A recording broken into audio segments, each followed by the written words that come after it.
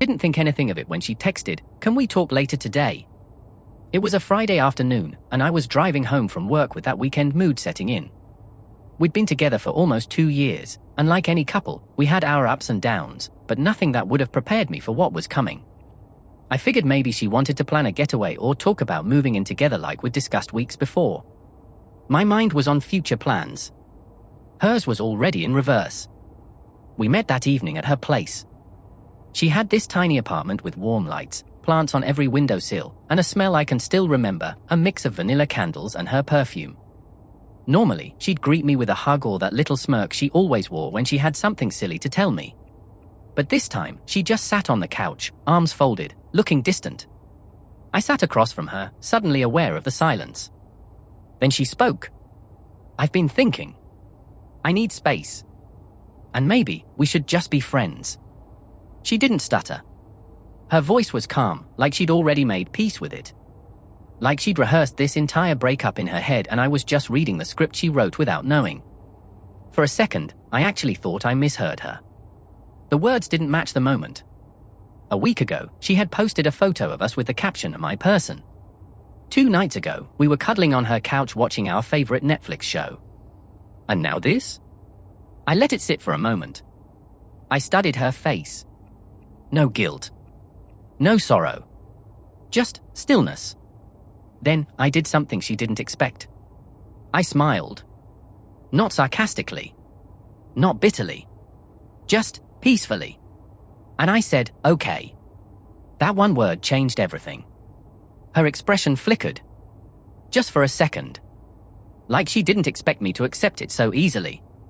She shifted in her seat, maybe waiting for me to fight. To cry. To ask if there was someone else. But I didn't give her the show. I stood up, looked around her apartment one last time, and said, "Take care of yourself." Then I walked out, closed the door, and didn't look back.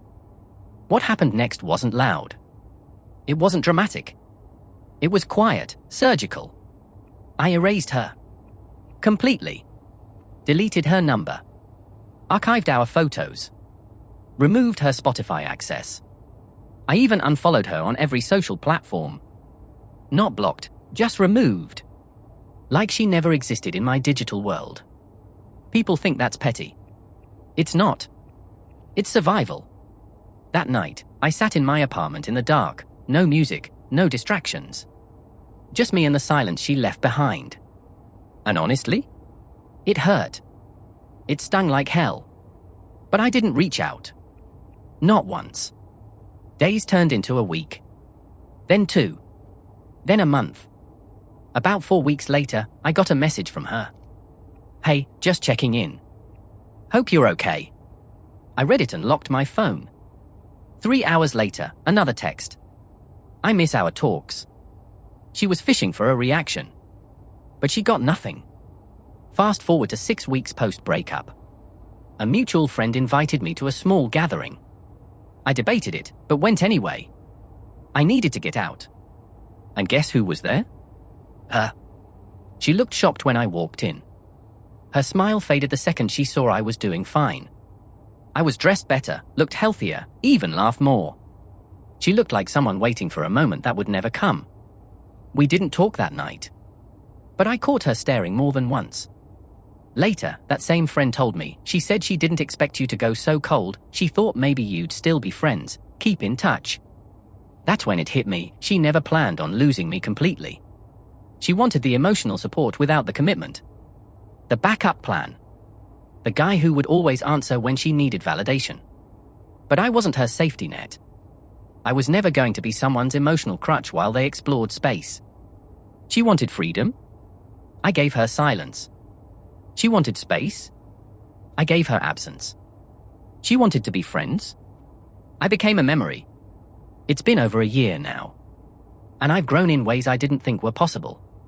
I've traveled solo, started journaling, reconnected with old friends, and built a life that doesn't revolve around waiting for someone to figure things out. I still think about her sometimes. Not with bitterness, but with clarity. She was the lesson I didn't know I needed. The push I never saw coming.